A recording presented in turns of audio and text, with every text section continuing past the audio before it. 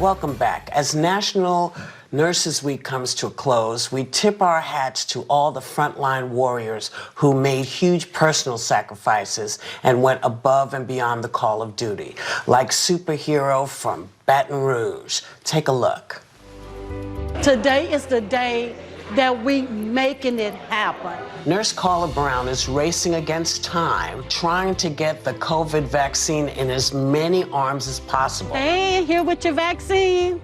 Carla's COVID crusade comes from a very personal place. Last May, while working as a hospital psychiatric nurse, Carla unknowingly contracted COVID-19 and passed it to her family. Her husband, David, who survived cancer, had to go on a ventilator because of the virus.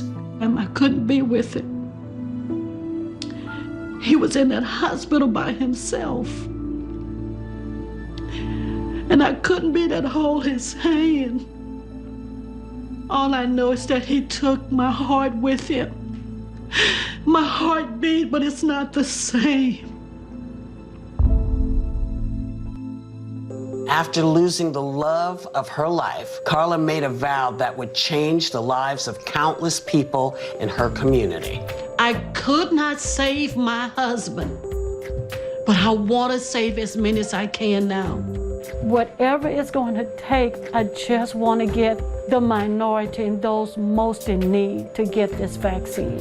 With the help of her co-workers, Carla has been leading the charge to reach the elderly, the homebound, and anyone who doesn't have access to a vaccination site. She goes door to door registering people for vaccination, drives residents to their appointments in her own car, and even recruited a local pharmacy to partner up so she can administer vaccines. Know that I'm coming back to give you your second one, okay? While there's been an increase in vaccine availability, skepticism and fear are still a big issue in Carla's community. You want to go to your grave early, or you want to live? That's been my sales pitch. You know, refuse to take no for an answer. Please welcome Nurse Carla Brown. First of all, welcome to The View. And I'm enamored by everything you've done. And have you been able to turn a corner, you feel, with the vaccination rate in your community? Have people started to recognize why they need to get this? We're there, but it's still a lot of work to be done. It's still a lot of fear, but we are doing our best to use data and true science to show them the importance of having the vaccine.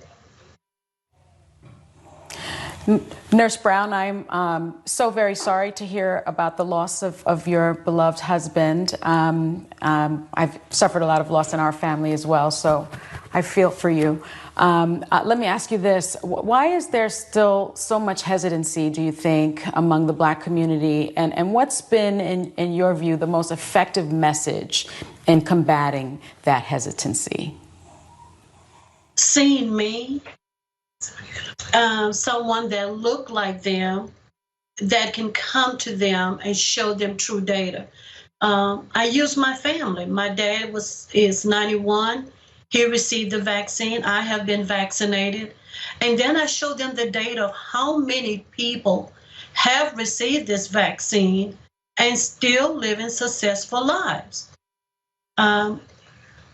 The thing that we have to all keep in mind is that, yes, things happen in our past that will make some skeptic, but at the same time, we have too much new data to support the need to get vaccinated. Nurse Carla, nurses have played such a vital role in the pandemic, from their round-the-clock care to staying with a patient in their final moments when family members couldn't. And you yourself lived through that trauma. How are you holding up, and how has that experience changed the way you work? It has changed the way I work as a nurse, because even at Canon Hospice, where I work at, when we go out to see the patient, we make sure their loved one can see them face to face, sometimes using our own personal cell.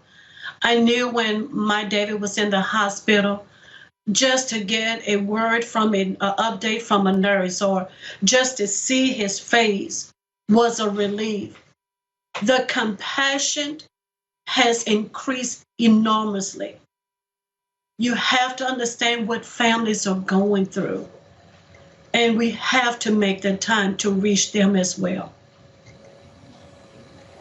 Well, Nurse Brown, we know the lengths you've gone to take care of others. We're so appreciative between your day job and as a hospice nurse, vaccinating your community, taking care of your older brother and your father. We wanted to make sure someone was taking care of you too. And when we learned about your favorite place to unwind, we reached out to our friends at Young Suncoast Realty and Vacation Rentals, and they are giving you a 2-week stay in a 2-bedroom, 2-bath condo at Crystal Tower by Young Suncoast, located right on the Gulf of Mexico. The property has one of the largest Gulf front pools on Pleasure Island with expansive sun decks, a hot tub that I hope you get into, and a boardwalk. And we also know the bond that you formed with your COVID crusaders, as you call them. So Young Suncoast Realty and Vacation Rentals is providing a second condo that accommodates 4 to 8 people, so they can join you on this well-deserved break that I know you all need so very much. So we hope that you enjoy it all together. Thank you all so And much. Ms. Carla, thank you. Thank you all. And Missy, she needs to pack her bags. We want to thank Nurse Carla Brown and all of our nurses, because without nurses, you just can't get the job done. You can't do it without the nurses. And we want everybody to remember that. Have a great time on vacation. We'll see you soon, and we, of course, will be right back.